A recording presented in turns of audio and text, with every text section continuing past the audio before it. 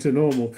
As you probably gathered, we had a few dramas today. OBS again. I just can't believe it. There's not. I'm amazed there's not more on the forums of the world about it, but just keeps crashing. Ridiculous. So I'm going to have to go to a completely different live streaming suite, which I'll do over Christmas. But I'll try and do a similar evening to this. Actually, probably I'm going to. Well, I should explain. Darren Heath was going to be the subject of an interview this week, but he had a slight personal issue with the family. Everything's fine now, and I'm going to be talking to him next week. So I'll be putting that out as we did the Otmar interview as a premiere next week, probably. I'll let you know, a bit of a mess. But anyway, thanks for being tolerant and hope you enjoyed that chat with Otmar.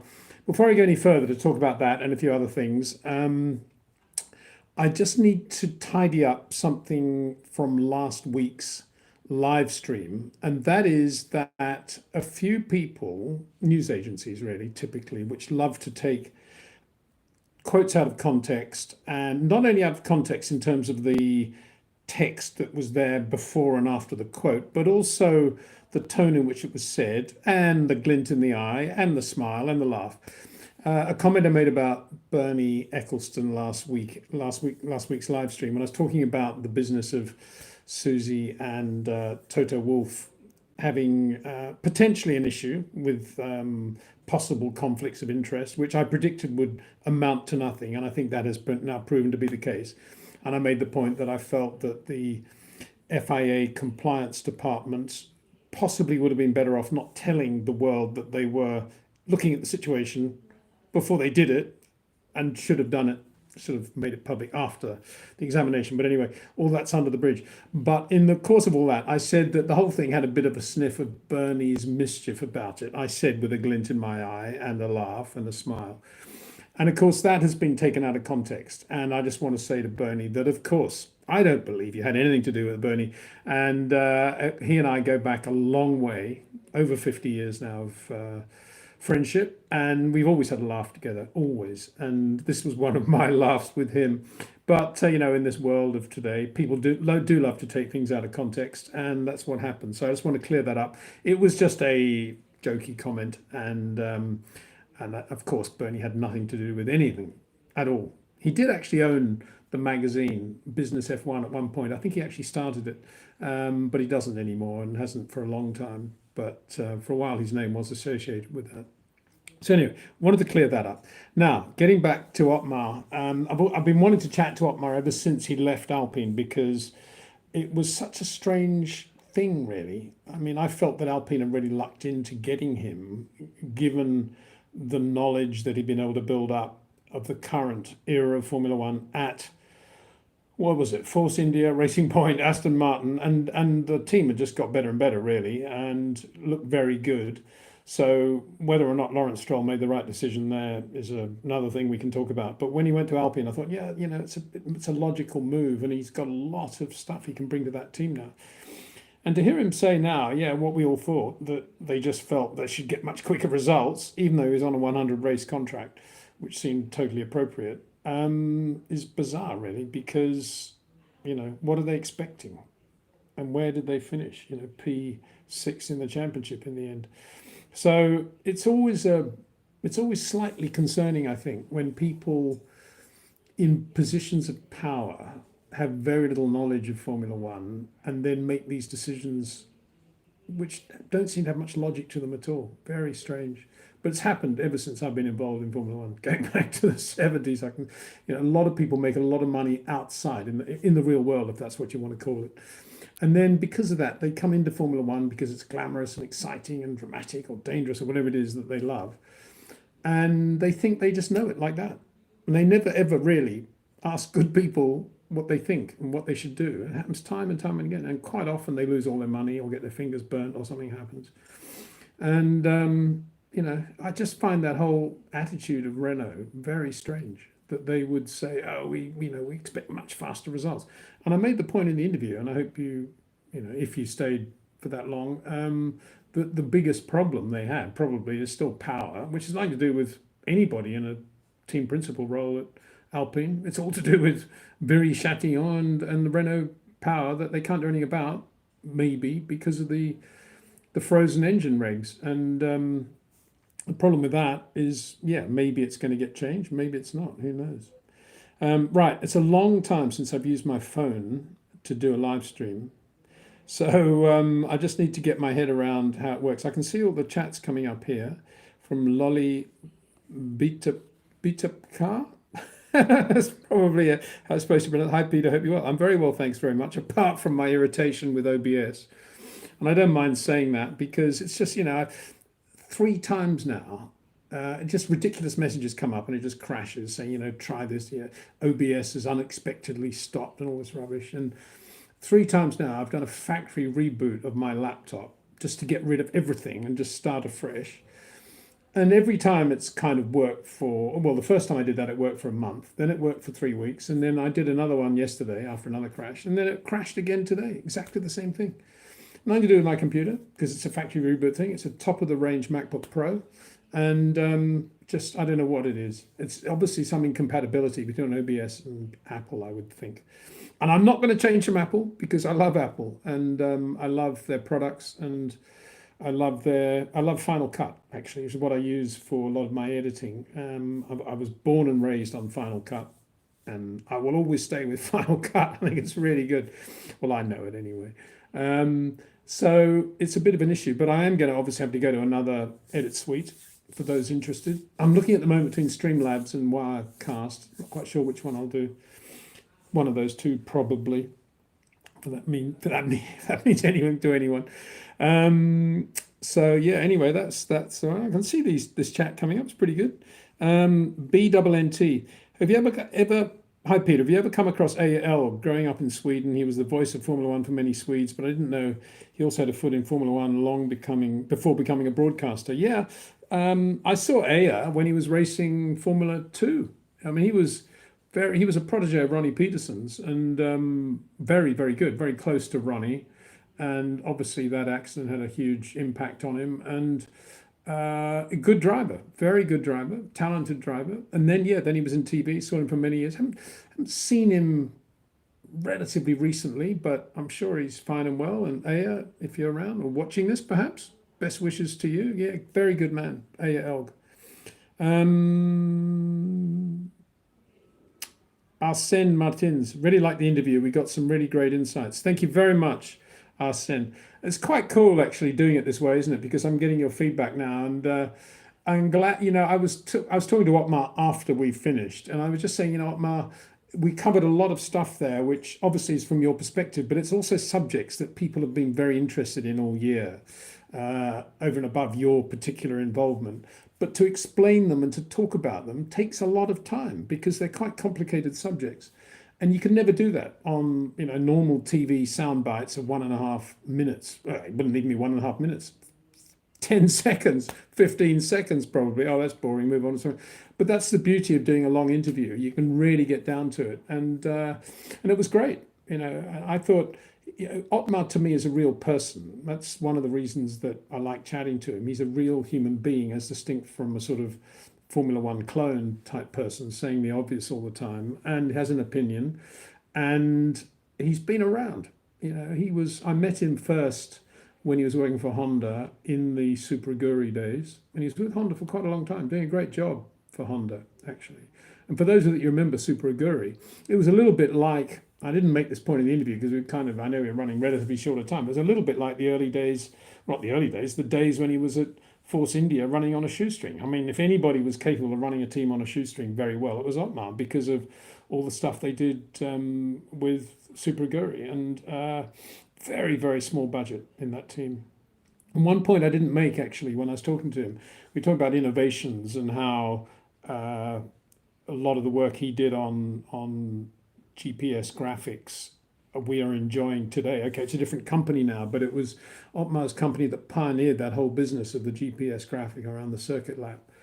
Another thing that Super Aguri did, interestingly, is pave the way for the tire regulation that we have now, which is this business of basically building a tire that only does a half race distance because you have to run two different compounds. And that all happened from a Canadian Grand Prix with Taku Sato driving the car when he made something like 3 pit stops and had got a great result. And I remember chatting to a lot of people after that race, and they're thinking, this is the future. We need to have tires. We take the stress off the tire companies. We need tires that only do 35 laps. That's where we're going to go. And it all started with Super Aguri as well.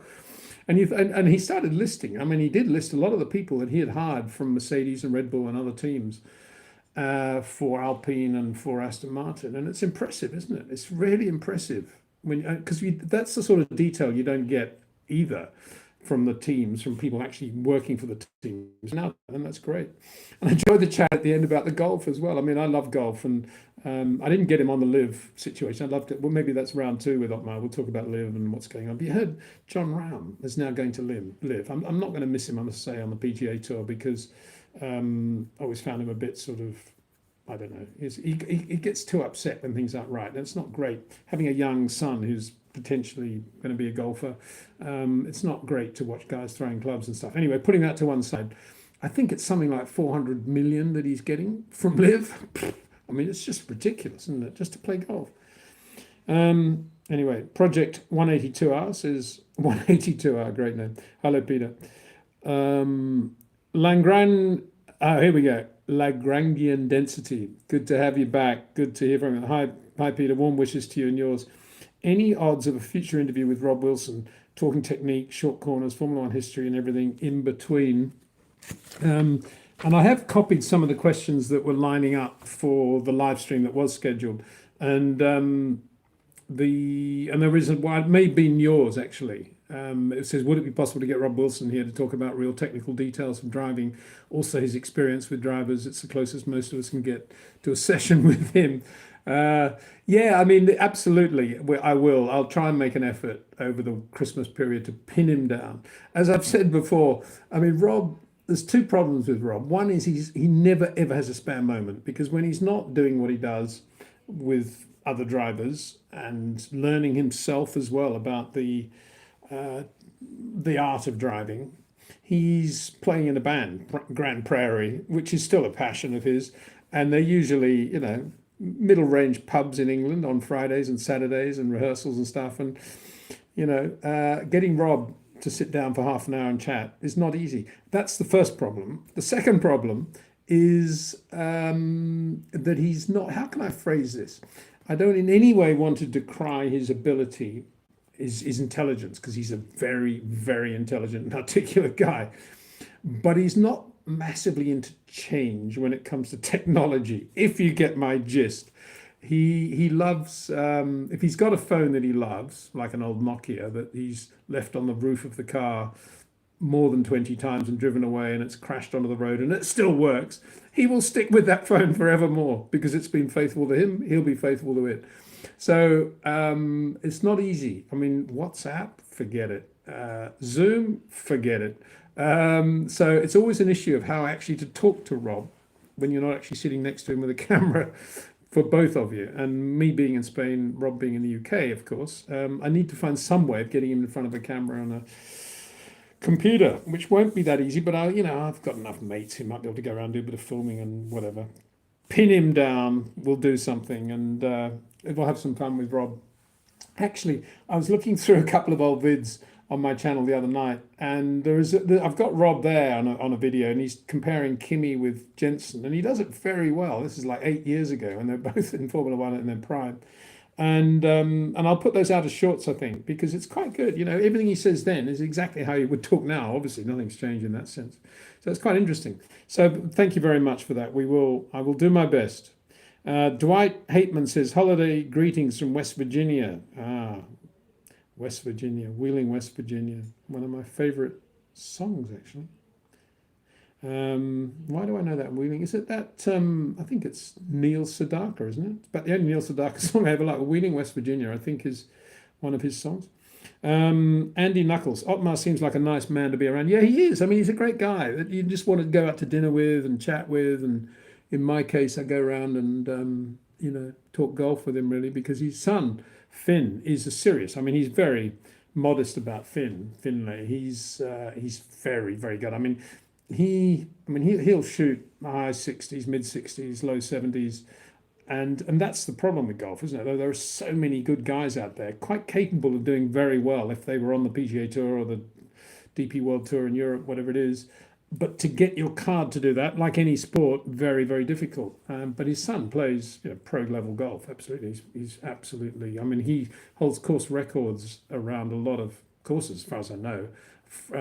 Frilford Heath being but one of them, where I was going up to have lunch with Otmar last year, and Frilford Heath is in Oxford, quite near his house, and I was a bit early, so there were flags and stuff flying. Wow, there's a tournament going. So I went in, and it was a Challenge Tour tournament, and it was great. Watched it for a while, and all the standard there was unbelievably high. So yeah, he's a good man.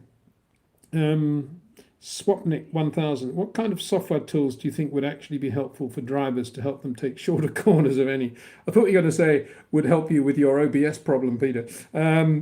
Short corners. No, I don't think. I mean, this is something we can talk to Rob about. But last time I spoke to Rob, and indeed engineers in teams that I know, there is no. The problem with short corners, it's not just lines, as I've said many times. It's about obviously it is lines, but to be quick with short corners, you've got to have unbelievable manipulation of all the dynamic weights, which is all supple inputs in the car, rates of input, perfectly commensurate with the dynamic movement of the car. And that is the art. And that is why drivers who are capable of doing that are also very good in the wet or in other situations when there's oil on the track or crosswind, because everything is always supple and everything is always done in its correct time frame relative to what the car is doing. And it's all about warning the car and reacting and not reacting to the car. It's all about manipulating the car. And all of those things fall well between the gaps that separate the digits on software and telemetry. That is the issue. And it's, well, I say the issue, that is the beauty of it, actually. It is an art, because it is the gaps between the digits. And it's not just me saying that. Not so long ago, when Josh Hill was racing, Damon went up to do a couple of days with Rob just to get his head around some of the things that Josh was facing. And he did a couple of days with Rob. And at one point he said to Rob, I get it now. It's all the stuff we do that's between the digits of the telemetry. And Rob said, voila, And that's what it is. So there is not a software, no. It's all about feel. It's understanding what you want to do. And Rob can help drivers shorten their corners, extend the straight into the corner and extend the straight out of the corner, and manipulate the car the correct way. And he can be critical sitting next to you if your inputs are too spiky or you're coming out of the brake pedal pressure too rapidly, whatever it is. But that is what it takes. It takes that sort of hard graft of having somebody like Rob right next to you saying, no, and putting his hand on your arm saying, no, don't make that movement there. That movement was much too sudden. And hopefully you will then develop a muscle memory of what is correct. But you've got to do a lot of repetition. It's like any sport. You've got to do a lot of repetition. I mean, there's no way in the world John Rahm, we talked about him earlier, would be a great bunker player unless he did 1 million repetitions of the bunker shot that he wants to hit in practice. And it's the same with racing. And I think that is why many very, very good drivers, whether they be Formula 1, Formula 3, Formula 2, sports cars, whatever it is, plateau out at a certain level, because at a certain level, against the competition that they have or the team they're with, they're winning, they're going well, and they don't actually then start thinking, how am I going to develop my driving even more? They think, I've got it. All I need now is a better car, better team, better engineer, better this. And they think about physios and what do you think of this race engineer? What do you think of that designer? Whatever it is. And they don't think, my corners are too long. They obviously don't think it, because they are. In most cases, they are. And I you'll see this one I put out where Rob's comparing Jensen with Kimi, and both of them at their peak. And he's talking about how good Jensen is in so many ways, and his soft touch and this and that. But then he makes a really interesting comment. He said, but he still has this problem of it's just sort of one movement into the corner and that's it. And a lot of people would think, wow, isn't that smooth? But of course, the reality is what he's not doing is reacting to whatever the car is. He's not manipulating the car, and he's not reacting to all the variables that are going on. It's just sort of a line lock thing, which is how Jensen drove. Absolutely silky smooth and beautiful to watch. But he said, compared with Kimi's constantly moving. His feet were constantly moving, and tiny, tiny adjustments and body language in the car, manipulating the car with longer corners and shorter corners, longer straights, and that was. I'll put that out as a short. As I say, probably I'm trying to get my head around TikTok and Instagram now, and I've got some other good people I'm working with on that. So hopefully it'll all happen. It's not the easiest thing for me to put stuff shorts out like that, because I don't know if you know how it works, but if you do a longish live stream, there's very good software now where you can sort of put the live stream and the software will recognize 10 key words and create 10 1 minute or 2 minute videos around those words or those subjects with all those subtitles put in, that constantly change with colors and different sizes. All of which is good, except for the spelling mistakes. Ross Braun, Braun, and although people say, oh, it doesn't matter, just get it out there. It does matter to me. That sort of detail does matter. It's probably the old journalist coming out in me, but to find a software which can tell me with its artificial intelligence that every person's name will be accurately spelt, yeah, I'd be interested to see that one. Anyway, I don't know how we got onto that. Well, I did. It's all to do with software. Gandalf the Fool, hi there. Hi, Peter. Hope you're doing great. I am. Thank you very much. My tin plate railway. Yeah, but yours was one of the questions I copied from the live stream page, and I think it's so. I'll read it here. Hi, Peter. I think the answer is thank you for repeating it. If Keke Rosberg had stayed with Williams for 86, how do you think that would have impacted the title race? It's an interesting point, isn't it? I think, how did Nigel lost the Drivers' Championship because of that tyre failure in Adelaide? So in theory, he would still have had the same tyre failure and still have lost the Drivers' Championship.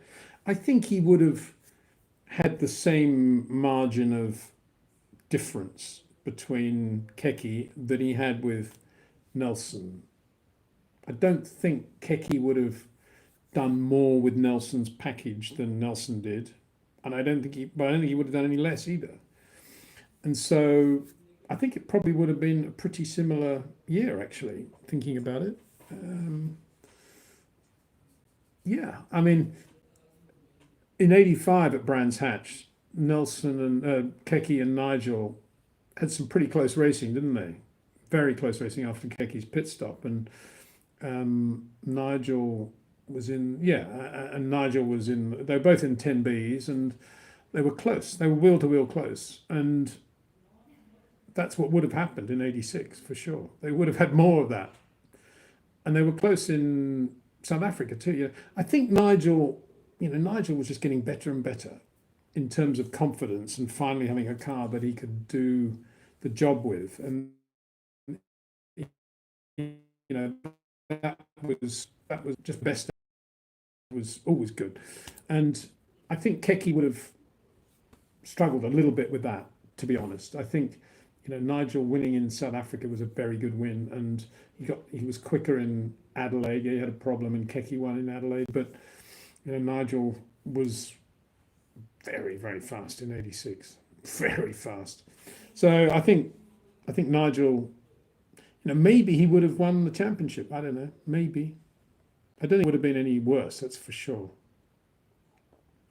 Hi, Peter. Do you think this is from Eduardo Mercado? Hi, Peter. Do you think it's possible for World Rally Championship drivers to succeed in Formula One? I certainly think Sebastian Loeb could have made the jump and could have been very successful. Age and everything else, it might have been difficult to make the jump to Formula One, but I think he could certainly have been really successful in endurance, Le Mans, sports cars, and so forth. It's still ludicrous. I think it was the first time he tried to do Le Mans, he was rejected due to lack of experience or something. He didn't have the right license or something. It was just ridiculous. that guy is unbelievably talented, and I think he could have done a lot of things. So yeah, absolutely. It's not the same as Formula One drivers doing rallying. I think many Formula One drivers could adapt to rallying over a period of time and do a pretty good job, more than rally drivers could adapt to Formula One. I mean, that doesn't necessarily go. It's a bit like bikes as well, I think. But certainly rally drivers, I think over the years you've seen how good they could be. Vic Elford is a very good example of a guy who was unbelievably good rally driver, but immediately was quick in racing cars out of the box. And think about that 68 season when he started the year winning the Monte Carlo Rally in a Porsche 911, and then made his debut in the French Grand Prix a few months later in a Cooper BRM of all cars in the wet, not a very good car, and finished fourth on debut. That's how good Vic Elford was. So that kind of set the standard. I've always thought Roger Clark could have done very well. Andrew Cowan was a very good Formula 3 driver. I mean, there's a lot of good examples of good rally drivers making the jump to racing. The problem with Formula One is that it's got this sort of ladder feeder system now. And in order to be in Formula One, you've kind of got to do that, haven't you? I mean, they won't let Colton Herta into Formula One. They're not going to let rally drivers just come straight in, are they? So they need to go into rallying and then immediately start at sort of Formula 4 level and go up. But yeah, car control. And don't forget, Rob Wilson has worked with quite a lot of very successful rally drivers who go to him because of the tarmac stages that are becoming more prevalent, and they're wanting to do well on those. And then all of a sudden they realize that some of the things they're learning about manipulating the car and what to do with the car on tarmac actually applies to the loose as well. And they develop and improve in those areas. So yeah, definitely a lot of talent there. I mean, I love rallying. I must say, I really love rallying, and I really miss not going to rally. I haven't been to one for a long time, but I love the atmosphere of rallies. And when I first joined Autocar magazine back in '75, one of the first events I covered was the Monte Carlo Rally, actually, and it was just magical. It was cold, it was snowy, it was icy, but wow, cold at Torini out there in the night, the lights, just, as I say, magical. Thanks for that question. Lovely question. Dewey's 99. Hi, Peter. Streamlabs is basically the same as OBS, just as a heads up. They have lots of bits added on top, but the core is OBS. Oh, well, in that case, I'm going with Wirecast. I want to stay away from anything to do with OBS. But thank you very much. Thanks for that input. Sean, hi, Peter. What are your hopes for the 2024 season in terms of car performance and also maybe FIA changes? Do you mean getting rid of the FIA and somebody else coming in and running? Oh, no, I'm sure you don't mean that. FIA changes. They've got so much lined up for 26, haven't they? Going to 50% electrification, and then beyond that, looking to go to lighter, smaller, more nimble cars. Yeah, right. I doubt we'll see many FIA technical changes in 24 or 25 for that matter. We might, I think, I fear that because people are thinking, oh, we can't have another season where Red Bull win everything, we've got to do something. I fear, we haven't heard the end of reverse grid sprint races. And I know we've already got our sprint race calendar now, which, I've tried not to look at. And, I fear there'll be more of that stuff, that peripheral stuff on the side, in theory, to make the racing more interesting, rather than doing what I say they should be doing, and I've said they should be doing for a long time, which is picking the kettle up by the handle rather than the spout, and taking the technology out into the public and letting them really enjoy the technology and be a part of the problems that the teams go through, as distinct from just seeing the finished product of the cars racing around a track. Because all that stuff, the development that goes on, and being close to a team when they're in trouble and trying to find a solution to their problems, is just as fascinating as anything you can put out on Netflix to do with the drivers or the team principals. That is the core of Formula One, in my view. How is it that we've got to get rid of this bouncing, but at the same time, we got if we don't have the car at this ride height, we're never going to have the same downforce as Red Bull. That's compelling television if it's done well, but of course that'll never happen.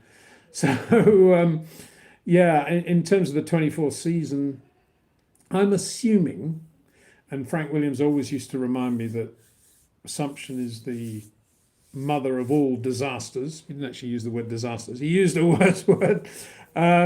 But I'm assuming that as time goes on, and there's a sort of brick wall at the end of 25, which is the end of this era, that all the teams will get more and more competitive because there must be a limit to the amount you can actually do with a car, which is basically written by the rule book anyway. There are so many standard parts on the car. But I'm assuming that they will, McLaren will be even more consistent without losing any of their pace, that Aston Martin will be similar, ditto, more consistent without losing any of the pace we saw early in 2023, that Mercedes will have a car right up there with Red Bull, and Ferrari will be pretty much next to that as well. That's what you've got to assume because they've all got people, they've all got money, they've all got facilities. I mean, why wouldn't they? Year 3 into a regulation like this. But then again, the practical side of one's brain says, well, they haven't done it so far. There's not much chance they're going to do it for the remaining 2 years. So Red Bull, again, I think, it'd be lovely to see more competition, wouldn't it? It'd be lovely to see Max having to really race every race and see that side of Max. I know he'll be brilliant again. But let's see Charles in a race-winning car consistently. Let's see Lewis and George in race-winning cars. Carlos Sainz too, I should mention. And obviously, it'd be great to see Fernando winning a race. This part of his career, the autumn of his career, perhaps. And a few others thrown in there. Lando. It'd be lovely to see McLaren do well. I say lovely to see. I mean, it's easy for me to say that. Are they going to do it is the big question. And on the one hand, if you went to the McLaren factory now and you went round and you went down the promenade and you saw all the championship-winning McLarens and you saw all the glass behind which the boys are working and the girls are working, and there's all these departments and all these people, and then there's a lunch break and the entire cafeteria is full of all these very impressive people and the lake and everything's wonderful. You think, how is it this team isn't winning every race? I mean, they just look unbelievable. But then, of course, you go to Red Bull and you see this sort of fairly compact, crowded factory, everything sort of on top of one another. But you see all these people walking around looking very impressive and not really talking to one another. And you think, wow, this is Red Bull. They won all these races. You think, wow, nobody's ever going to beat this lot. It's a weird thing. It's a really weird thing, Formula One. Mercedes too. You look at the whole powertrain side of Mercedes and then the factory side and the trophies and Lewis and George, and you think there's no way these people aren't going to be winning Grand Prix next year and championship potential. But Red Bull still do it, don't they? Music is Life says, excellent interview, Peter. Thank you very much. Music is Life. Thank you. Yeah, I enjoyed chatting to Otmar. And as I say, if you can remember, I was promising Darren Heath for great photographer, one of the greatest photographers of all time, let alone of this era.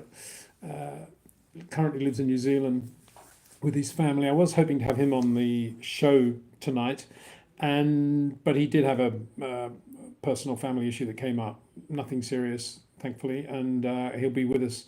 I'll be doing something with him next Monday morning, 12 hours time difference, up early, Windsor.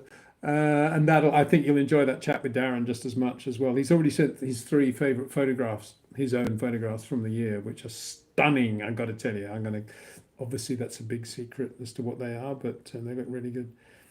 Omar Davidovich, did you watch the Brawn documentary? No, I haven't, I'm afraid. Sorry about that. There's a million things I haven't watched, recently, to do with Formula One, motorsport. Never really get around. By the time I've caught up on everything, the golf news and everything else normal news, not much time for anything else. But yeah, I think I did an interview with Nick Fry for the Global Exhibition not so long ago. He's in good form, really good bloke, Nick. I really like him, good guy. And he was talking about the documentary. And he was also talking in detail about the whole double diffuser thing and how it started and the Japanese aerodynamicist who created it and came up with the idea. And wonderful story, really good story. And I'm glad they're doing something about that. I think that's what it's about, right? Gandalf the Four. How do you rate Giancarlo Fisichella and Takuma Sato? Are they more traditional driver or more short corner driver? Fizzy. Let me think about Fizzy. Fizzy had a nice touch. There's no doubt. I mean, there was no way he was as early into the corners and shortening the corners the way Jean Alesi did or Jarno Trulli did. But he had a lovely touch, a sort of Jarno seamless touch to most of the stuff he did. And I drove with him once, sitting next to him in a GT40 actually. And he was very nice to watch with his hand movements and his foot movements as well. Everything was very supple and very nice. So who would I compare him with today? I would say pretty similar to Lando. Pretty similar corners to Lando and a pretty similar level of touch, actually. I think very different temperaments, obviously. And, Lando's potentially is probably a better all-round racing driver in terms of his mentality and everything else. But I'd say in terms of technique and ability, they're pretty similar, I would say. Takuma Sato, yeah. I mean, he was always up against Jensen, and that made it difficult for him because you could look at the onboard of Jensen and it would be, literally boom, boom, boom, and Taku would all be, in classic, getting ready for the big moment, and it's the fast corner. Can I take it flat, sort of thing? And if I can, I've got the lap. But very little attention paid, as much as I could see, to Dexter. Sorry, scratching at the door at the moment. To slow corners, which I think he found quite boring and not what racing was supposed to be all about. I think that was Taku's problem, really. He was never a great slow corner driver. He was a very good fast corner driver, brave fast corner driver. Don't get me wrong. I mean, he wasn't just all bravery without any talent. He had a lot of talent. Still has a lot of talent in IndyCar. As we see, he's got a very good brain, very intelligent, very methodical. And he wouldn't be as good around the Indy 500 Speedway as he obviously is if he wasn't. That's where it showed up. But Formula One, sadly, there are a lot of slow corners. And I just don't think he ever really put the time in to his slow corner driving as he did the medium and high speed. He did quite a lot of work with Rob in his Formula 3 days, actually. And I think, Rob improved him quite a lot in that area. He was pretty rough when Rob got him. But Rob always rated him pretty highly, but was always quite regretful that he wasn't as detailed on his slow corner driving as he was on medium speed corners. Dwight Hateman says, I have a question and you are the best person on earth to answer it. Whoa, that sounds a bit ominous.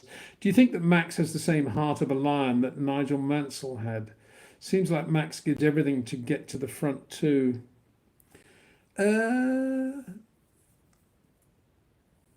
I think in a racing sense, in a raw go-karting sense, I think they have exactly the same racing feel and temperament.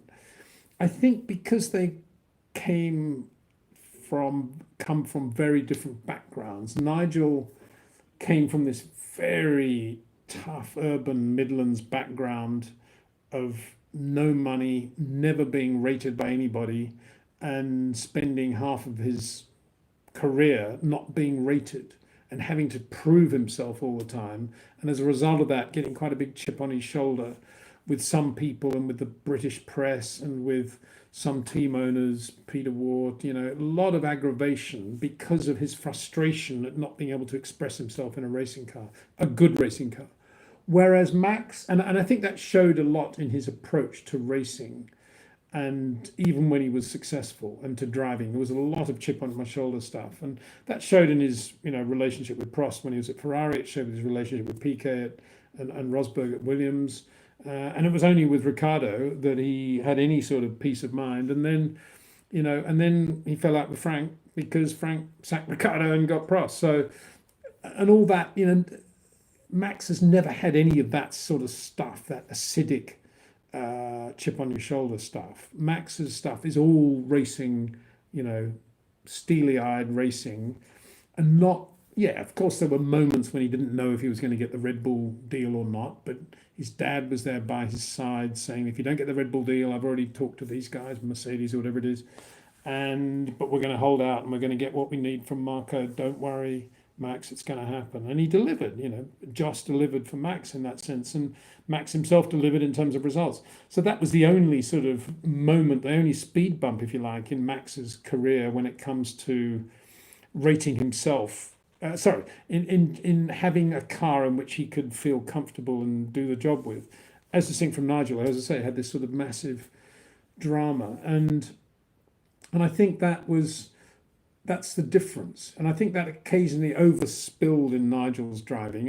And because Max hasn't got that, Max is much more neat and tidy as a racing driver now than probably Nigel was at any stage, to be honest, because Max is in complete harmony with everything around him, whether it be Adrian and his design team, whether it be Christian Horner, whether it be Marco Red Bull. And, you know, he's got his life sorted. He knows that on any given Sunday, he's got a very good chance of winning a Grand Prix.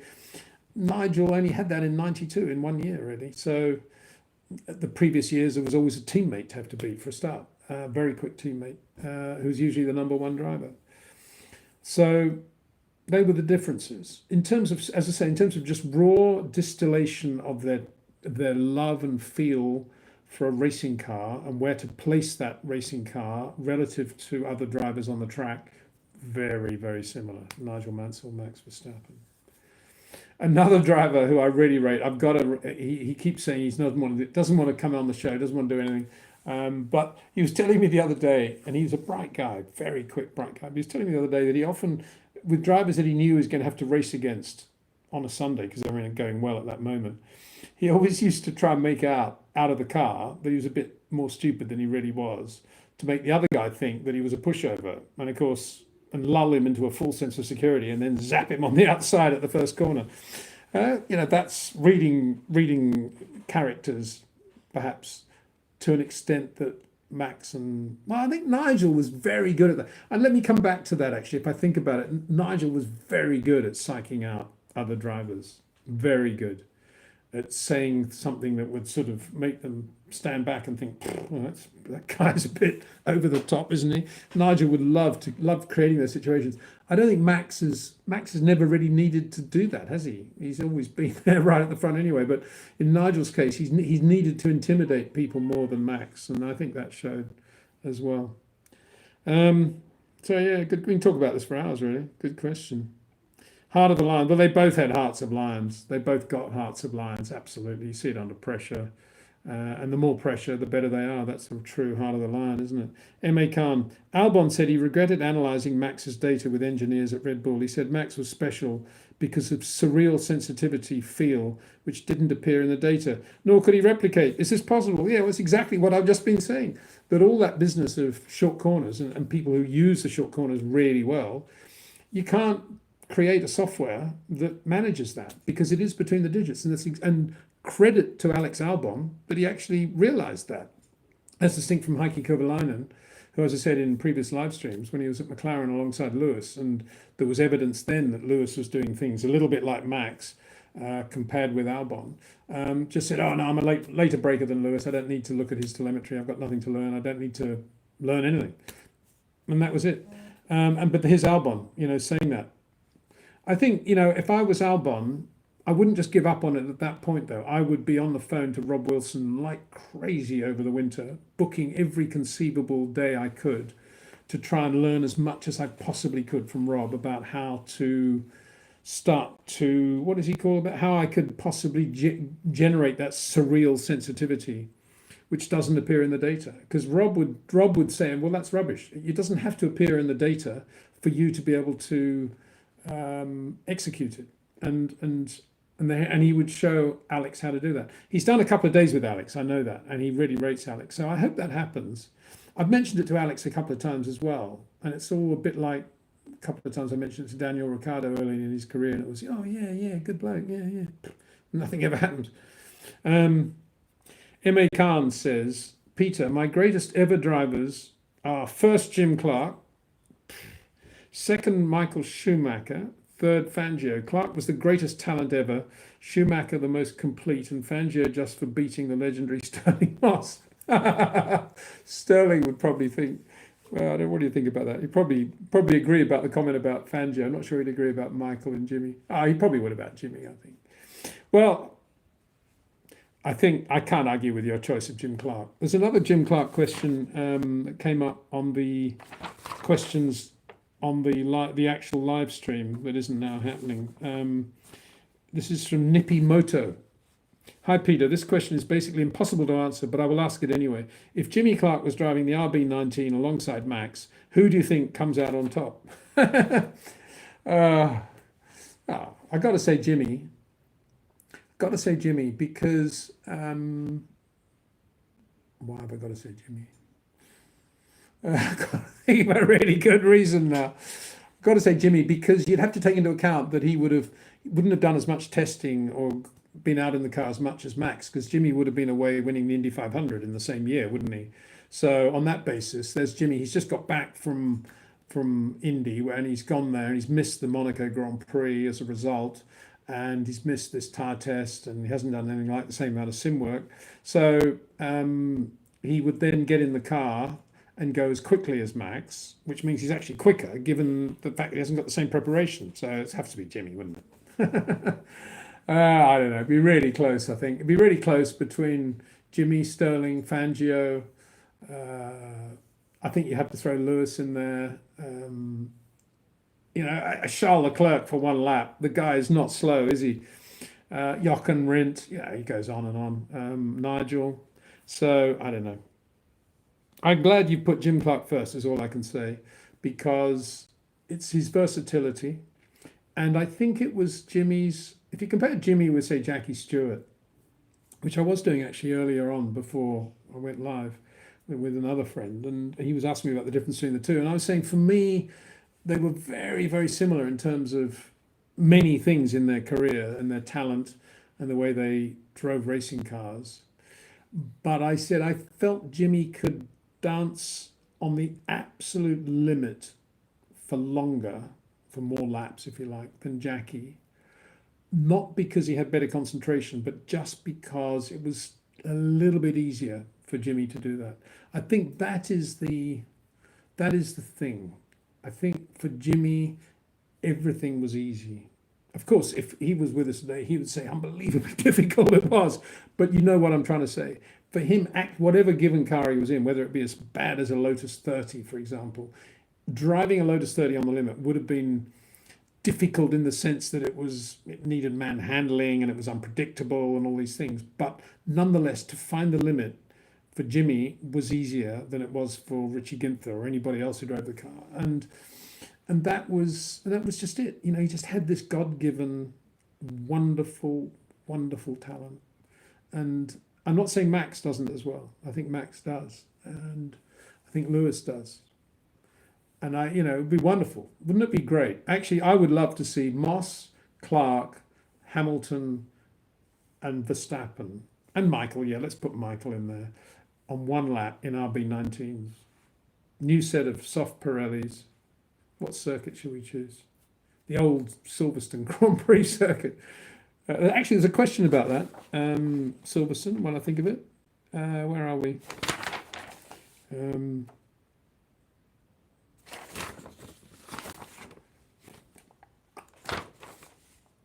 This is from Sarosh Soman. Hi Peter, why did they change the layout of the Silverstone track? I still can't believe that there's no bridge corner, the fast right-hander, followed by the next sections. It was so natural. Sigh. I still can't believe there's no Stow and Club, fifth gear, flat out right-handers. To me, that was I mean, I was lucky enough to see Silverstone without even the Woodcote chicane. I was there in '67 as a kid, watching the Daily Express Trophy, won by Mike Parks in the factory Ferrari.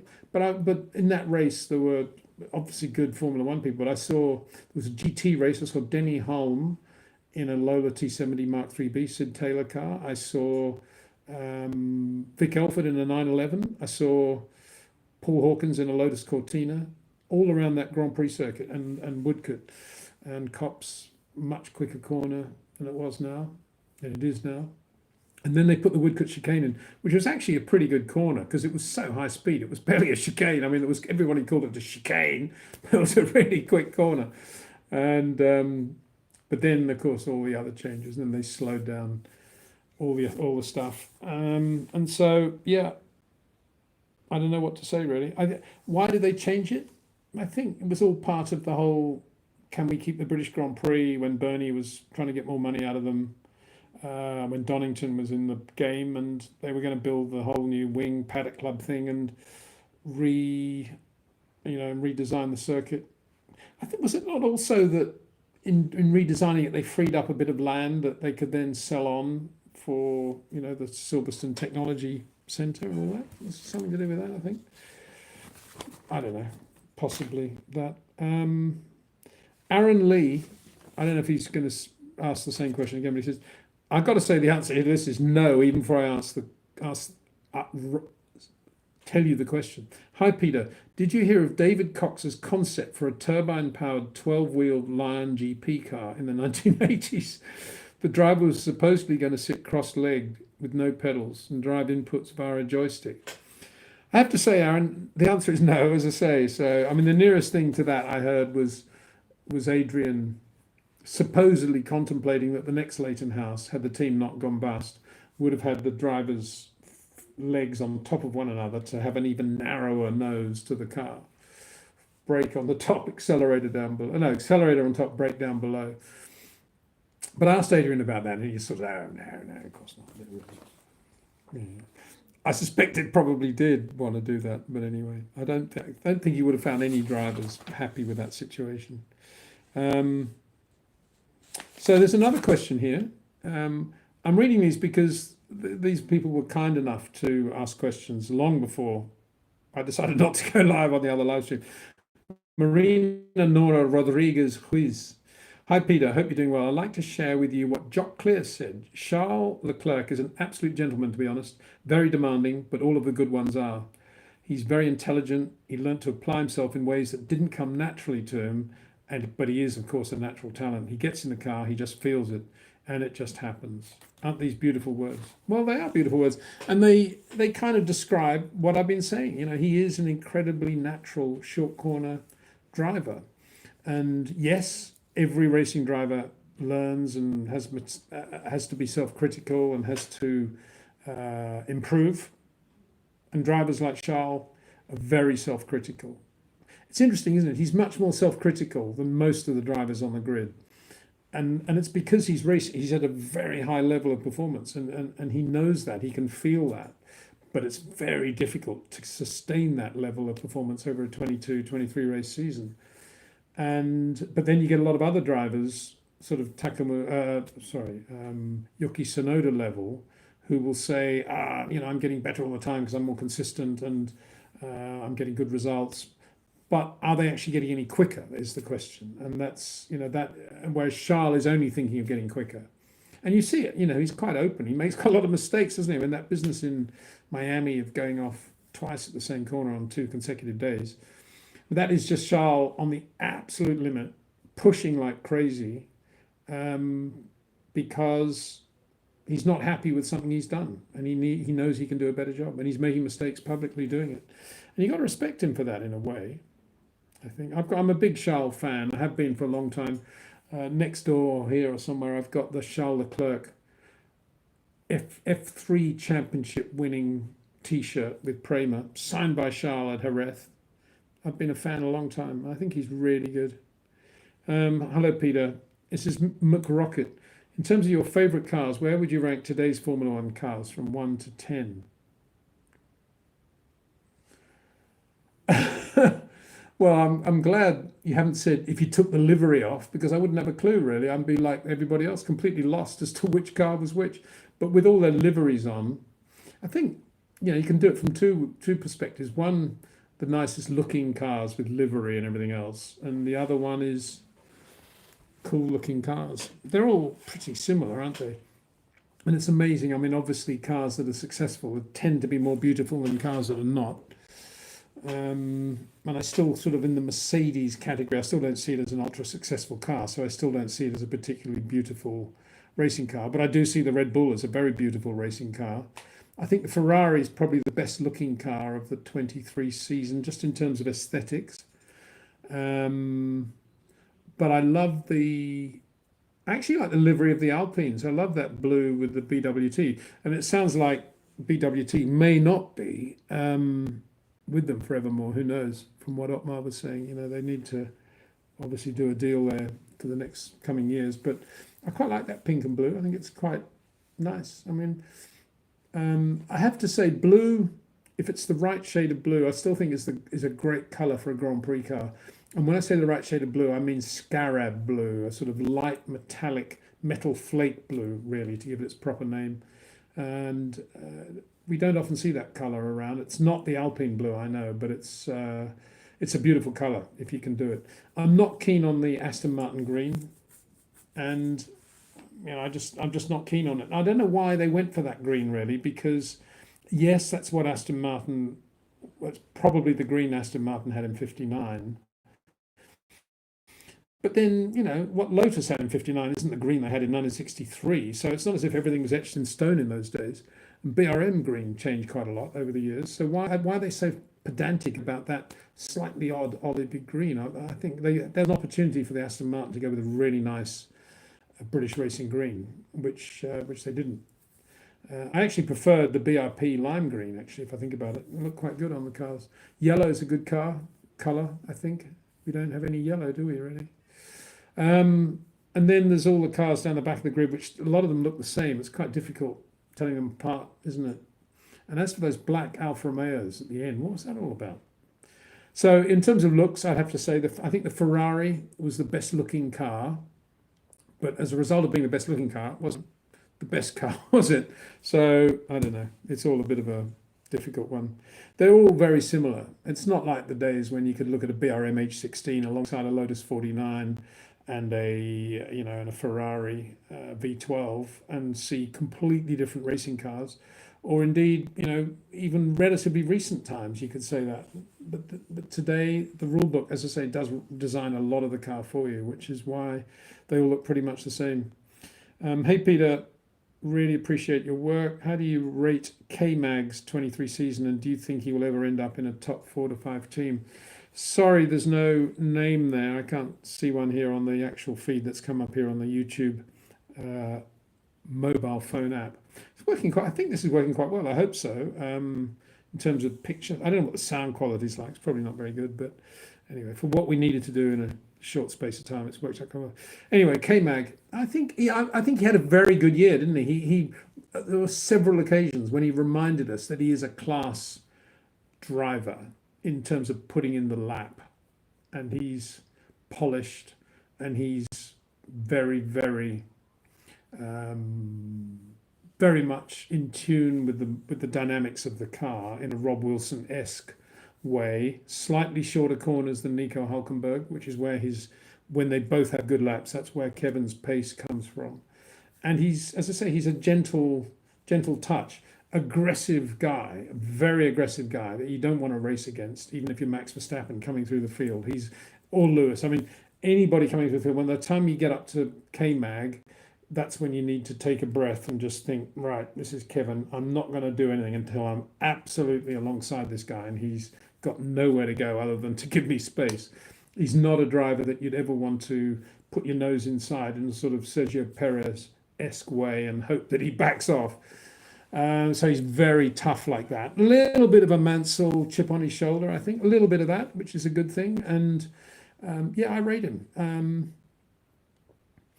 It's, Hulkenberg in the other car. Interesting choice by Gene Haas to go that way. I mean, you have to say, I've said several times in videos that you'd imagine that was because he's thinking, I'm fed up with the young guys. I just want 2 blokes that can bring the car home. It doesn't often happen, does it? And they still make mistakes and crash. And that's, it's an interesting point that these 2 guys, with all the experience they have, they still make the mistakes that you saw Mick Schumacher making. And Mick lost his drive because of it. So it's all a bit odd, that, really. But I rate him. I think we had on Friday, we had in Abu Dhabi, we had Fred Vesti and Kevin Magnussen, two Danes out on the track, same time ever, probably it's ever happened, I would think. Interesting. Hey Peter, will you be interviewing drivers in the future? I watched your interview with Lewis in 2017 and it was brilliant. It's a shame we don't get technical conversations with drivers nowadays.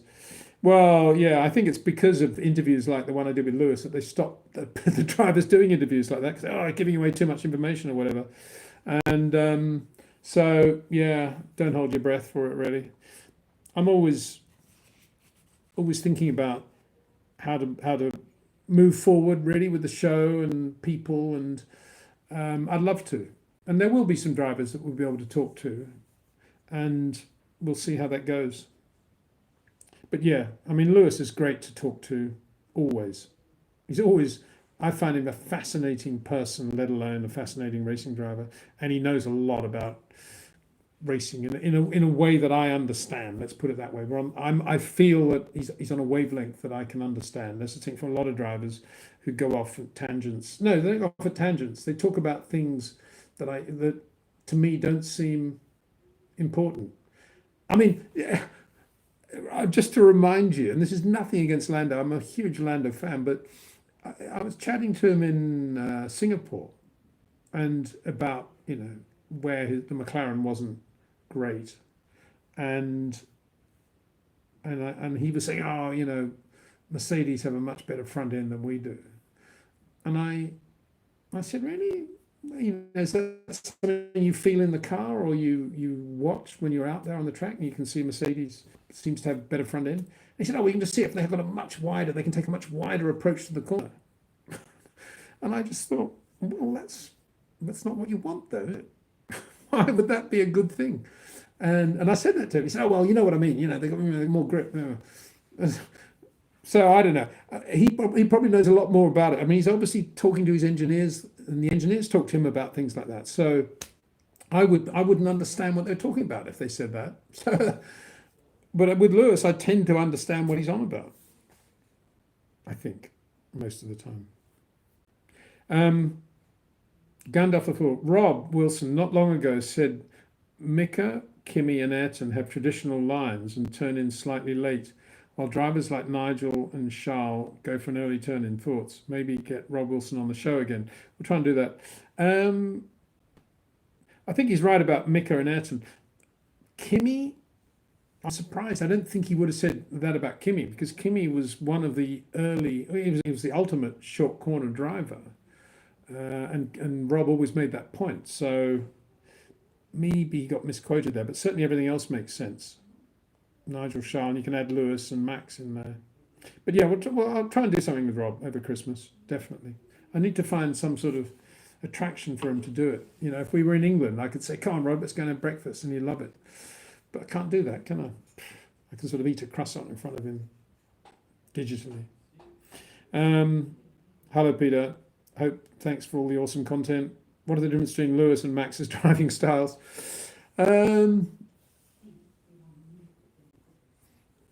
I think when they're both in a very good car, with which I mean good front ends and obviously half reasonable rear end, and the level of grip you need in order to be on the pole, I think their styles would be identical, very, very similar. I mean, no two drivers are identical, but they would be very, very similar. If you were to put white paint on the road at the back of the cars of both of them, it would be almost identical.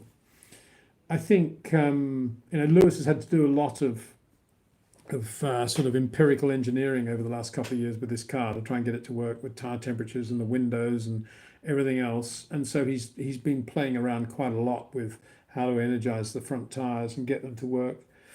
And so you've seen him in different guises and doing well in a way that we haven't seen Max having to do that yet. I'm sure he can do it, and we see Max in the wet. He's using completely different bits of the road to everybody else, as is Lewis. But Max generally has a pretty good car, and he generally drives it the same way, whereas Lewis, I think, has had to drive the Mercedes in quite different ways over the last couple of years. And and that's been pretty evident starting in Barcelona, really.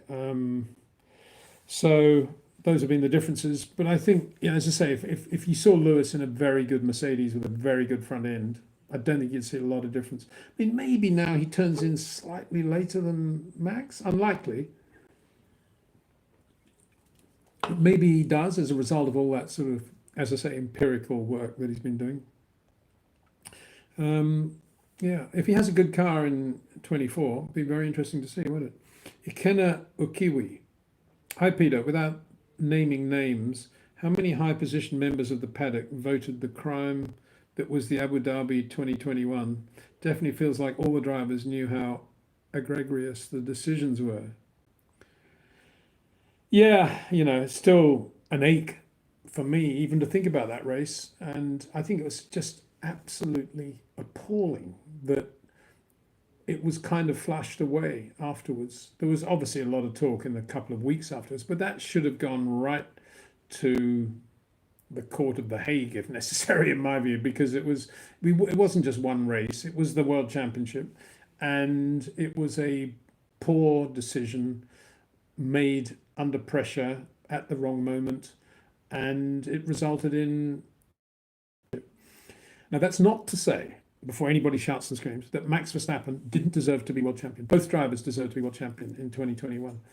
But I think Lewis earned it after his drive there that day. And he did absolutely nothing wrong. And Mercedes did absolutely nothing wrong. And the call was completely wrong by Michael Massey. And so it should have gone much further than it is. I'm still in disbelief that Mercedes let that go as quickly as they did, to be honest. I think the drivers not involved in it, did they care very much? Probably not. Most of them were probably thinking, oh, well, good to have a different winner. Lewis been winning everything. I don't know. I'm only putting words in their mouth without knowing what they really would have thought. But you didn't hear a lot of people speaking out against it, did you? I don't think drivers, if this doesn't involve their own careers, I don't think they mind that much, or safety. I don't think they mind that much, do they?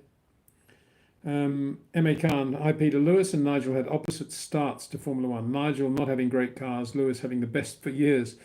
Did this help Nigel develop more? Lewis is struggling without a perfectly balanced car. Yeah, well, Lewis is struggling, but then everybody's struggling. I mean, we saw George Russell struggling on many occasions without a perfectly balanced car. And it's not perfectly balanced, of course. That's the issue. It's the grip level, because you can have a perfectly balanced car but low grip, and in order to try to get the grip they want, then they have too much front or they have too much rear or whatever it is, or snap oversteer or understeer. I don't think it's hurt Lewis. I think if Lewis magically has a very good Mercedes next year, by which I mean a car as good as a Red Bull, you'll see Lewis in race one will be Lewis Hamilton that he's always been, super quick and super good. So I don't think it will have hurt him. It's just that he's been trying a lot of things, as I said in the previous question, to try to get the thing to work with these tiny operating windows that Mercedes have given him. And as for Nigel, he was the same driver in terms of technique that I saw in 1978 in Formula 3 that he ended up being in 92 in the FW14B. Exactly the same driver in terms of technique. In terms of his personality and his mentality, obviously, yeah, there was that sort of chip on his shoulder approach because so many people had let him down in his mind in the climb up to the top, and he'd been so unrecognized in Formula One for so long. No other great driver has had to spend that long a period of time in their career not being recognized as a great driver, and Nigel had to go through that, and he made it in the end. And fair enough. If the car he got was the best car in the world, give it to him because he deserved it. That was my view always, that he earned that. So yeah.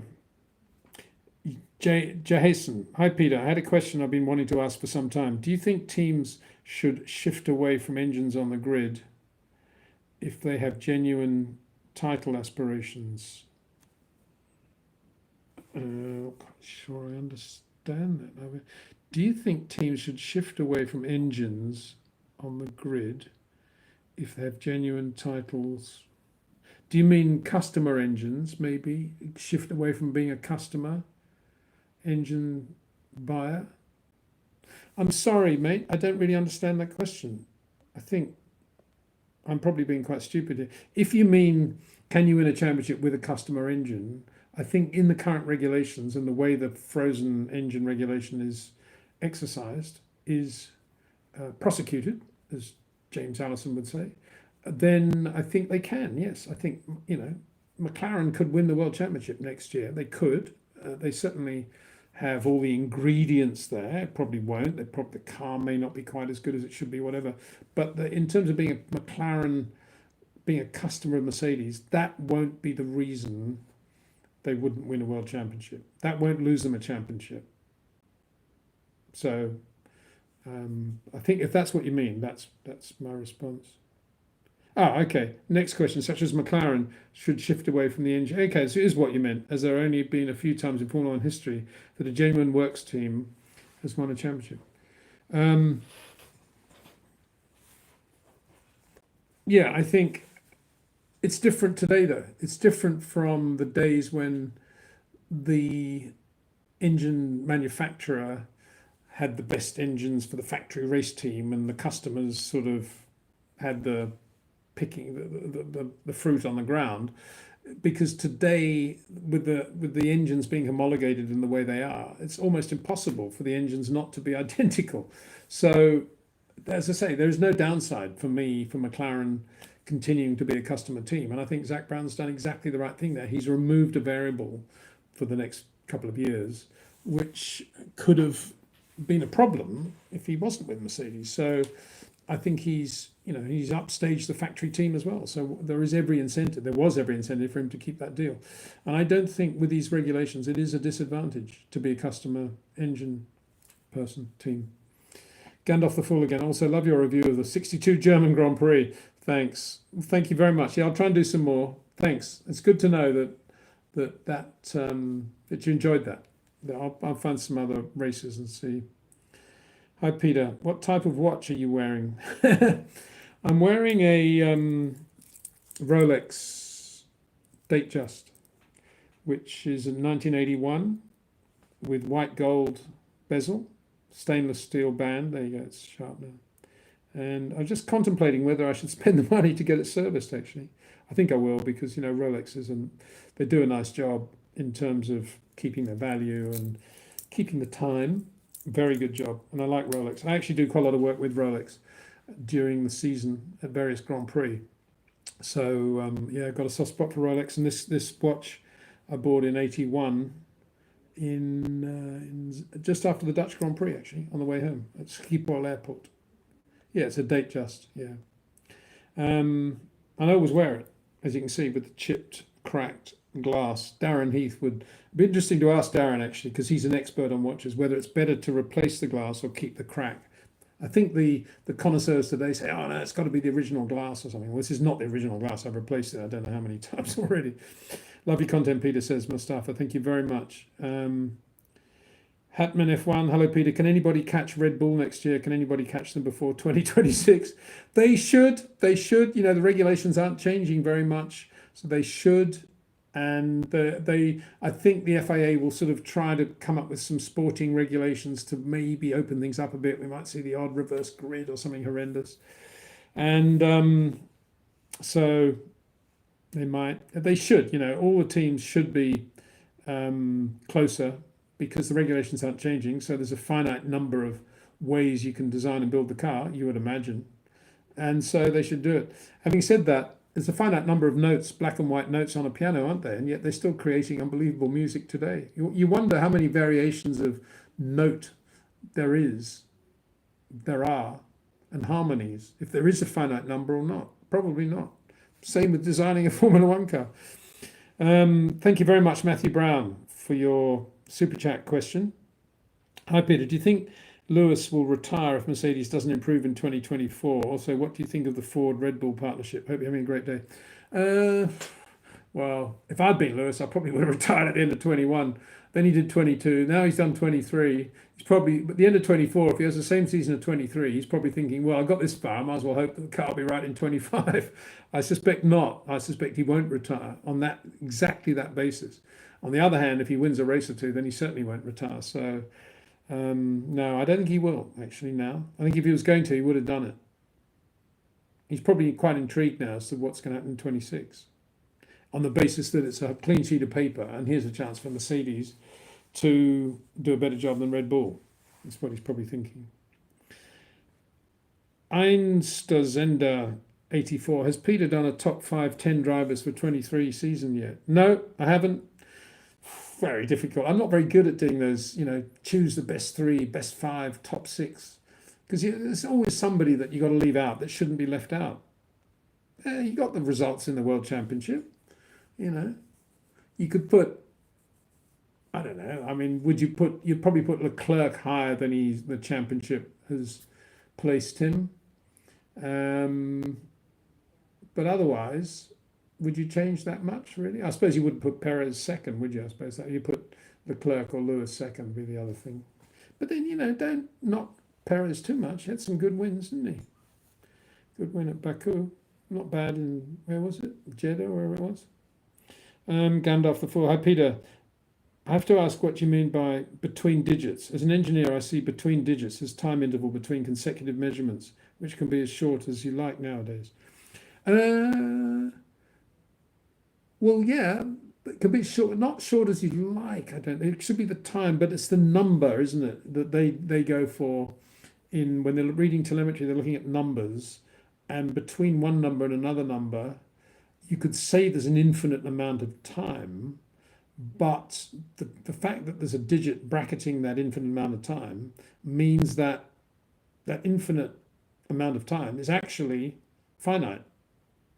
And it's that area that we're talking about.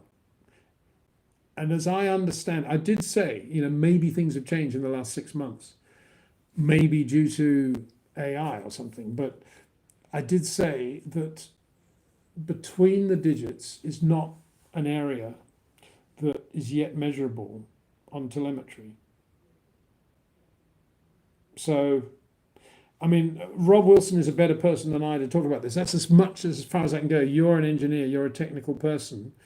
But on the one hand, you're saying it's as short as you like, which implies infinity, right? But it's not, if I may say, it's not infinite, it's finite. And it's not measurable. Whatever happens in that time interval is equivalent to noise, as some will call it. If I'm right, you're saying the input level of digital noise can actually affect the dynamics of the car. I'm saying that the movements that the driver makes in managing the dynamic weight perfectly to create the corner as short as he can make it is not measurable by current telemetry, because the movements are too subtle and too small and too quick. That's what I'm saying. And the evidence of that is that there is no difference between, the evidence of that is exactly what Alex Albon was saying. It's this sort of surreal difference in the way Max Verstappen drives the Red Bull compared with the way Alex Albon drove the Red Bull. It wasn't something that he could measure on telemetry. There's your proof, he says, to somebody who's obviously a lot brighter than me. David Hammer, another super chat. Thank you. Hi, Peter. My wife and I are going to Suzuka, and we're wondering if you had any quick tips or advice about attending that race. We got robbed at gunpoint leaving Interlagos, so I'm trying to be more prepared. Oh, dear. Sorry about that. Yeah, Brazil. I've had a few dramas in Brazil too. Most of them at Rio, actually, rather than Interlagos. But yeah, well, I touch wood. I don't think you'll have those problems in Suzuka. Japan's wonderful in that respect, and in my experience anyway, going to the race there, everything's very organised. The trains, even the buses, if you have to get them, wonderful. Watch out for the rain, though. It does rain a lot, and if you decide to get a train to Yokkaichi, it's a long walk to the track, and there isn't really on the way. And I did it once in the rain, and it's horrendous. So be prepared for that. I would say you can watch from the outside going into turn 1A and 1B. Really good place to watch. You can watch outside of the S's going up the hill. Really good place to watch. You can go to the outside of Spoon. Brilliant place to watch. And you can watch from the grandstands as they come out of the final chicane. Lovely place to watch as well because they're going into 1A and 1B as well. So wonderful place, wonderful circuit on which to go. And lots of topography as well. People are very orderly, very nice, very friendly. Just a great place to be. I just hope, I mean, the only drama in Suzuka for a fan is the weather, the potential rain and having to sit there all day with nothing happening and getting wet. So take a serious golfing umbrella with you would be my advice. Or buy one when you get to Tokyo. There are plenty of good golf shops there. Dog Kazigulu. Hi Peter, what do you think about the rumours that Max Verstappen is actually the kid of Michael Schumacher? Yeah, right. Yeah. Well, I mean, Joss and Michael were very good friends, weren't they? Not that that's and I don't mean that in answer to your question. I'm just saying there is a link with Michael, and it is through Joss. And Joss and Michael were really close when they were at Benetton, and they remained good friends even when Joss was at Arrows and doing what he was doing. And football was the bond, but they were good mates. And at some point, I'm sure Michael took an interest in Max as well. Hi Peter, this is relaxed 10 seconds. Hi Peter, compliments for the stream. Oh, thank you very much. That means mainly kind of working. I actually like the phone stream. Greetings from a summary Australia. Thank you, mate. Very good. Very nice to hear. Thank you very much.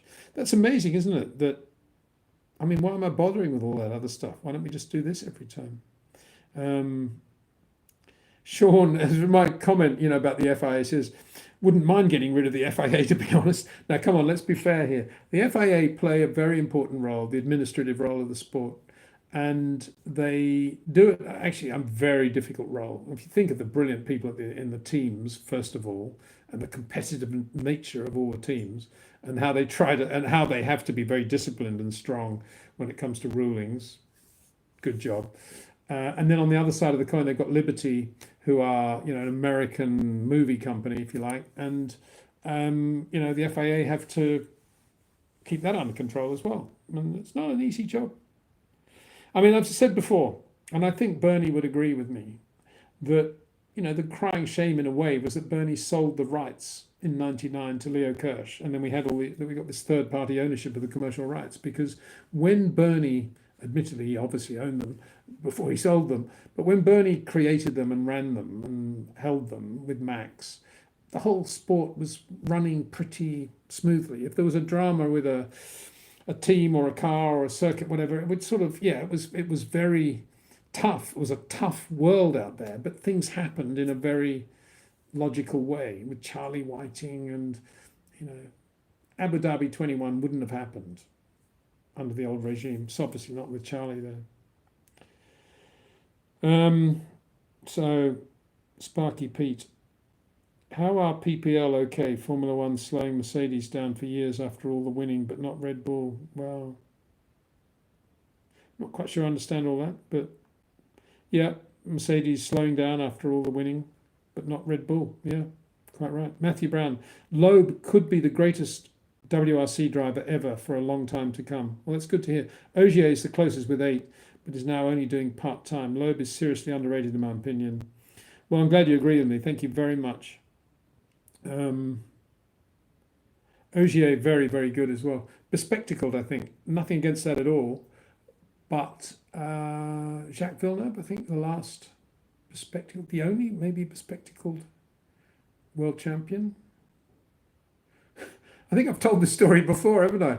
Ralph Schumacher, when he was driving for Williams, had a massive shunt testing at Monza, I think in his last year at Williams. And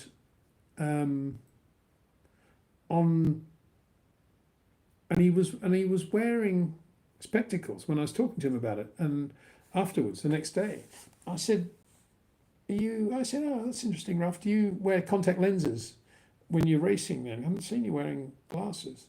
And he said, oh, no, I only wear the glasses for testing. I never wear them for the race weekend. I said, what, you wear contact lenses? No. Make of that what you will. Matthew Atkinson, completely agree with you on the technical challenges being super fascinating. That's what got me into Formula One many years ago. Yeah, and I keep going on about this, I can remember, I did. I mean, 70, when was it? 78. think it was 78, I rang Peter Wall before the Belgian Grand Prix. I said, Peter, what would you think about me bringing my tape recorder to Zolder? And I found this way I can plug it in to your intercom, and I can listen to the conversation between you and Jody throughout practice, and I could write an article for Autocar. He said, oh, it sounds like a great idea. Yeah, let's do it. And I did it. And it was brilliant. It was Jody talking about this and that. It was published in Autocar, and the whole thing worked perfectly. And imagine today trying to do that. And absolutely nothing is different. It was just as competitive back then as it is now. The people today would say, oh, yeah, but it's much more money at stake now, more politics, more power. But it's just as competitive. It was no more competitive now than it was then. And people were proud of their engineering and of helping the public understand the quality of Formula One engineering. That was what Colin Chapman always said. I want people to understand what I do for a living, because I love it and I want them to love it too. And here today now in Formula One, the attitude is, oh, we'll make them love the close racing and all the stuff behind the scenes on Drive to Survive and the megastars and the swearing and this and that, but we won't talk about any of the technology because they're not allowed to. Well, massive mistake in my view, because Formula One loves to tell us that its DNA is its unique technology, and we should be out there talking about it. We should be talking right now. We should be able to talk to Mercedes about which path they're going to go down. How are they going to solve the problems? What are they going to do? And what do they think is going to happen? If they think all the other teams are going to, because they're listening to that, they're all going to go and change the car they're doing and do it that way? Of course not. They're all going to continue doing what they're doing. And obviously, every team has its secrets. And obviously, you keep those secrets. I'm not saying you give everything away. All I'm saying is you make the technology much more accessible and understandable. That's all I'm saying. And I'm glad you agree with me, Matthew, because it's for too long. Formula One has this business of pulling the shutters down around the garages, and the FIA have done quite a good job of making sure the cars have to be on view without covers on them. But that's nothing like enough. It's scratching the surface of where we could be. Destruction. Lewis keeps harking back to Austin as a positive. So I hope that Mercedes crack the ground effect code and can bring some competition. Well, I'm sure that's exactly what he's thinking as well. But, they still had some ropey races after that, didn't they? And that's the problem. It's not in a 22, 23 race championship. It's not good enough to be quick, even in 8 races, let alone 3. And look at McLaren. McLaren much more consistent than Mercedes, but still not even in the championship running. Really, not in the championship running. You've got to be. I mean, Red Bull consistency is to have 2 bad races. Mercedes inconsistency is to have 20 bad races and 3 good ones. It's a massive mountain to climb. Still, you can't just look back at Austin. You got to look back at all the races where it didn't go well and wonder what's going on. And where they got blown away by McLaren, what's more, with the same engine. Matthew Brown, we did see Charles in a race-winning car, and he crashed. If he can somehow clean that up, then he may have a chance. Yeah, no, you're right. I mean, he did crash big time, didn't he, at Ricard particularly? I mean, that was a inexplicable accident when he was going quickly for no real reason, no pressure. He was about to make a pit stop, so he's getting the last couple of quick laps in on the tyres, and he went off coming out of the double right-hander. So, yeah, no, I mean, he does make a lot of mistakes, Charles, and equally he's very self-critical. But I still maintain that he's almost there. I mean, the fact is, the politics at Ferrari are very difficult to live with and to work around. So that has to be taken into account. But he's very good. Very good. Daniel Trump says, why in Portraitscape? Because when I went live on this, it said which resolution. It says in brackets. Then it said portrait is better. So I thought, well, if YouTube is saying portrait is better, I'll do a portrait. I'm only doing it because that's what YouTube told me to do. I think it's because, let me think of that. It's probably because they're thinking, oh, well, everybody does these live streams. Will want to put them out as shorts afterwards, and they're all vertical, aren't they? So that's what that is. Carl Gievers, wow, what? Wait, lol, cherry on top. Do you think the championship, this is Siggy, do you think the championship would be closer without the cost cap? Can't stop wondering about how Merck and Ferrari, possibly McLaren and Aston Martin, would have developed if they weren't limited. Absolutely, totally agree with you. Made this point in the live stream last time. Made the point with Otmar, to be honest.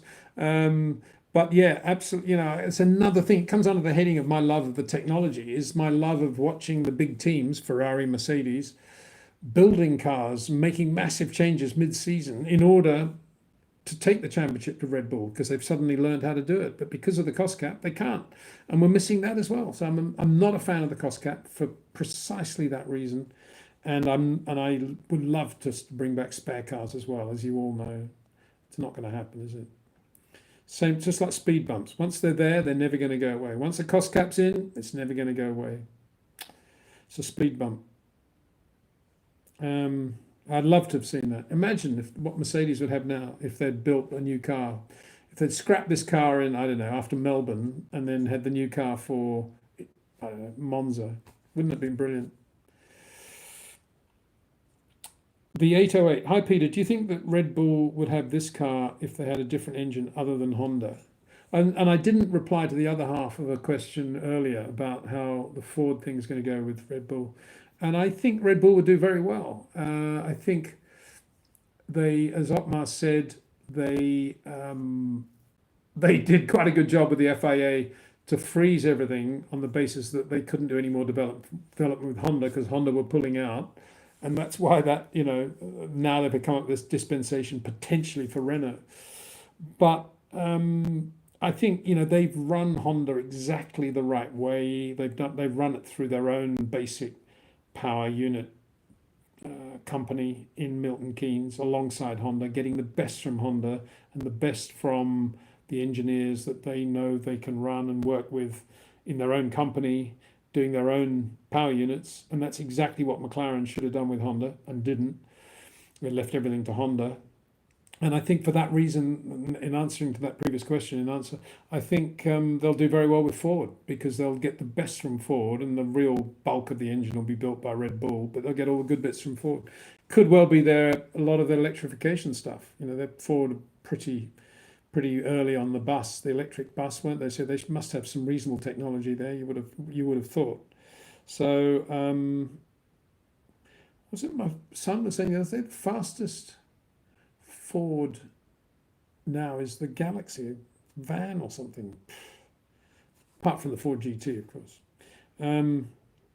So yeah, I think they'll go. I think Red Bull have got the engine power unit situation absolutely perfect, right size, right control structure, and it's right on site with the race team where you want it. Carl Gieber says, Gandalf the Fool's digital sound kinetic potential. It's like the Russians beaming telepathic interference at Bobby Fischer in the World Chess match with Boris Spassky. Whatever next, I say. Well, yeah, quite said. Absolutely well said. Couldn't say it better myself. Aaron Taylor, AlphaTauri saying they aren't going to be a B team anymore. Is that just hot air? Have they ever said they are a B team? I think a lot of people have called them a B team. I don't think they've ever come out and said, we are a B team. Don't expect too much of us. It's just that with a new team principal there, somebody's presumably said to him, so, what sort of job have you got? You're just running a B team. And he would have said, well, I don't see it as a B team. Certainly not going to be B team anymore with me in control. I can imagine that conversation happening. I'm sure that's what it is. But, within these regulations, as I keep saying, a lot of the rule book, a lot of it is defined by the rule book. They're going to have the same power unit as Red Bull. They've got good people there, Jonathan Eddles, Jody Egerton, others, and they've got a good budget cap. Why wouldn't they have a good car? And if they have a car that's capable of winning a Grand Prix, I'm sure Red Bull will let it win a Grand Prix. They're not going to stop it any more than they stopped Sebastian Vettel winning at Monza that year. So, yeah. Matthew Kane, why is Gilles Villeneuve not remembered for his rain mastery? It's always Senna, Hamilton, and now Max. Gilles was a monster in awful conditions. He was, but then when he was up against Carlos Reutemann at Ferrari, Carlos was usually quicker. than Gilles in the wet. That's only because Carlos was that good in the wet, but he was. I mean, think about Montreal '78, good example. Gilles couldn't believe how quick Carlos was in the wet. It's not to say that Gilles wasn't good in the wet. He was very good in monstrous conditions, as you say, but I say monster in awful conditions. But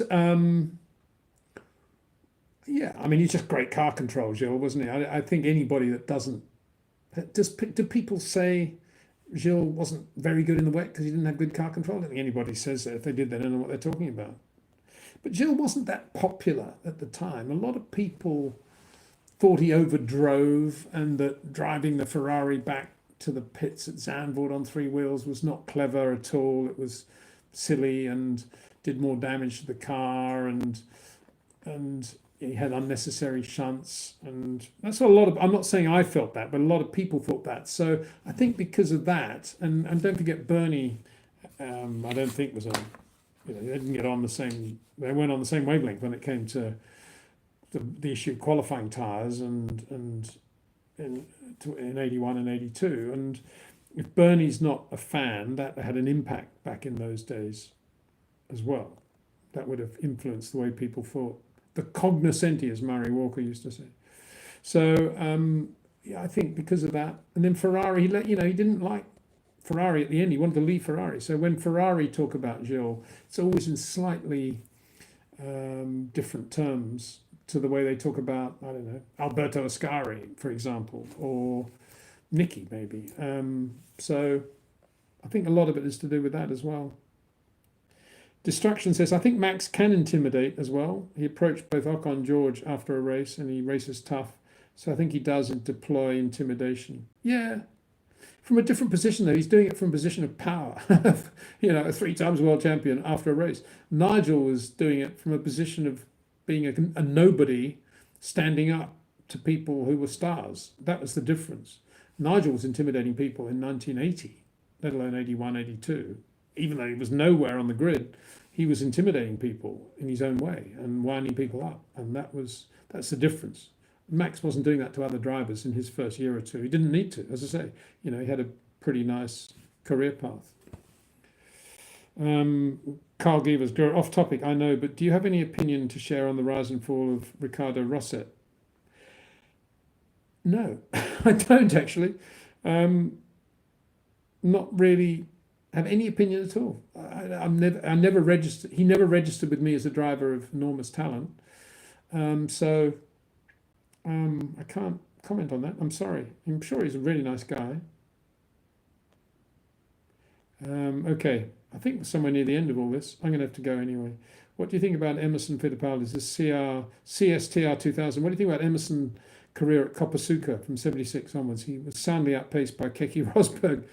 Yeah, Emerson, he'd had some good races, didn't he, in that Kopasuka?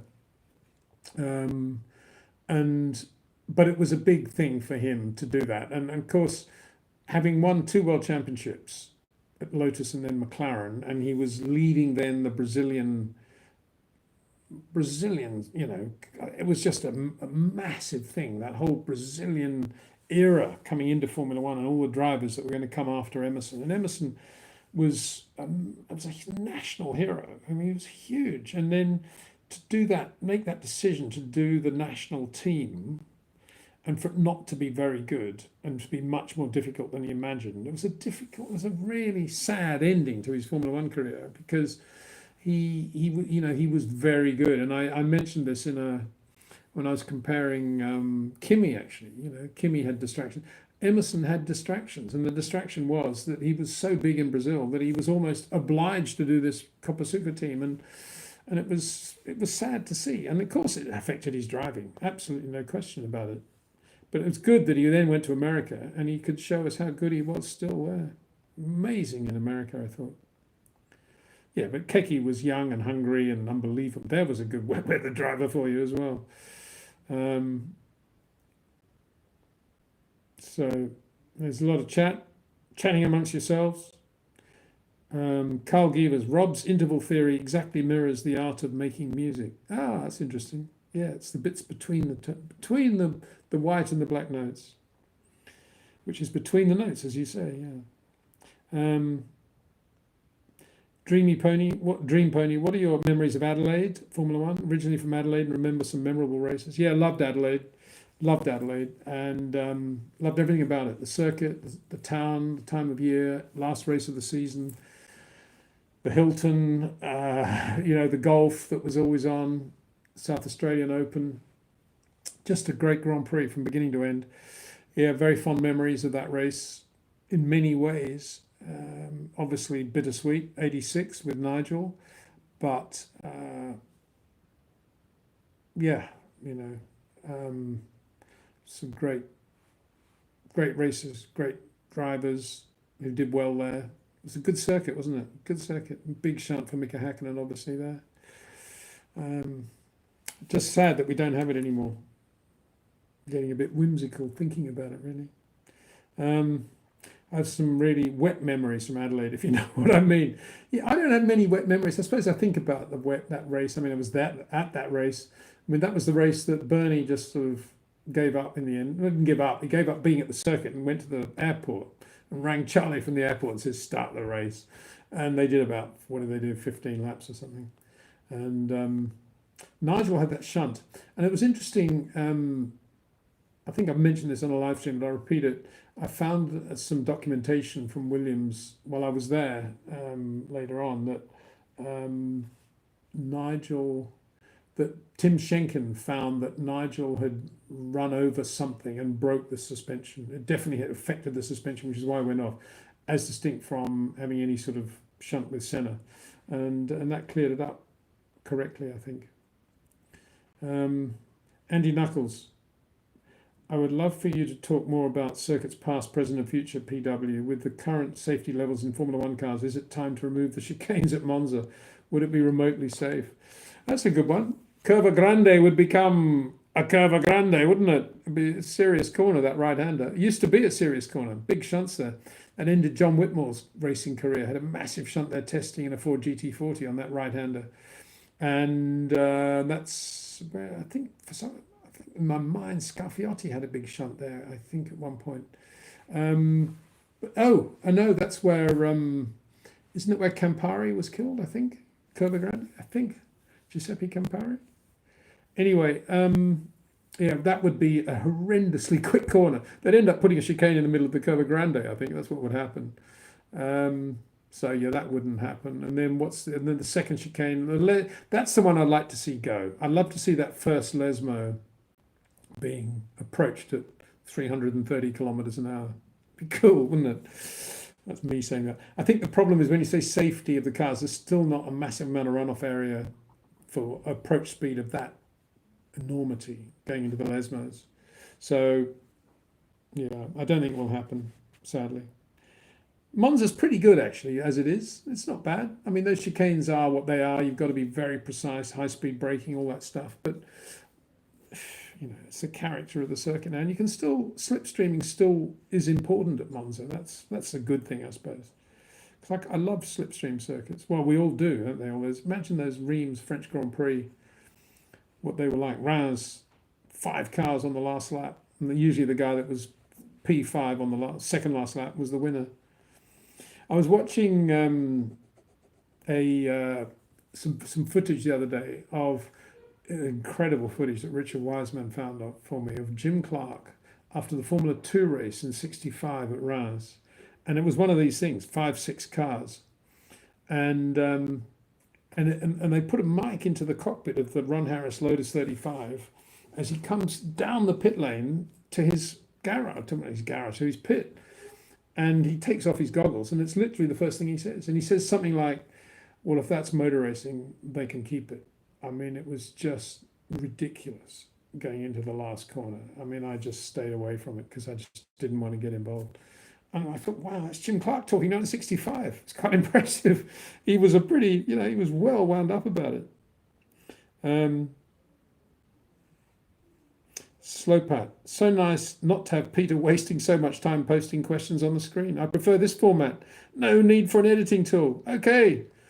All right. No more Wirecasts. We'll keep this format. I think the problem with, we'll work on it. Maybe the horizontal one would be even better. I don't know.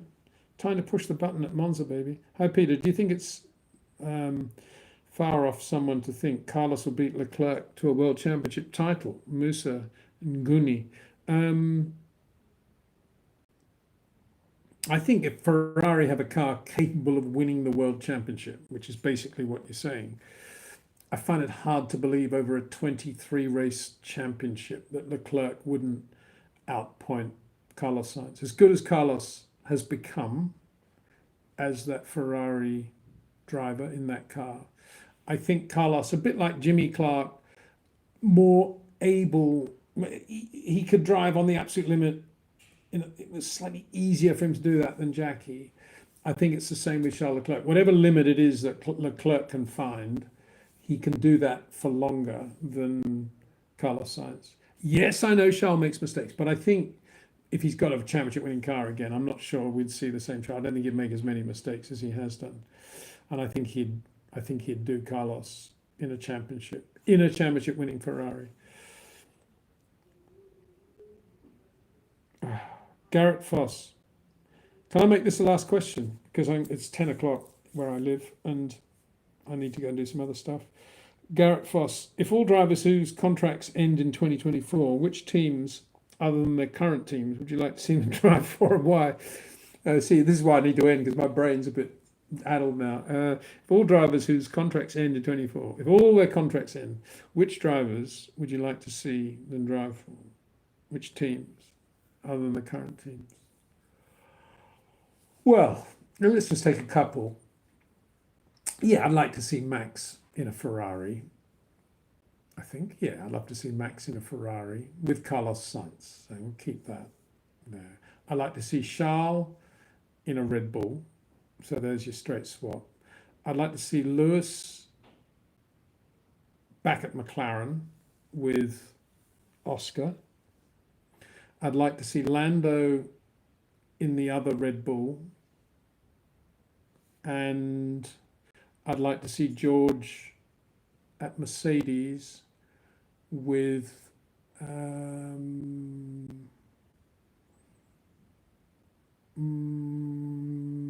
Pierre Gasly. There you go.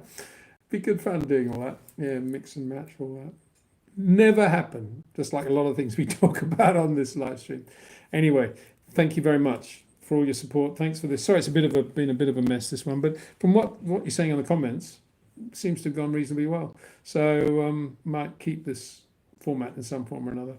Thank you very much. And what am I going to say? I'm going to say Darren Heath next week, hopefully. Similar thing. We'll put it out as a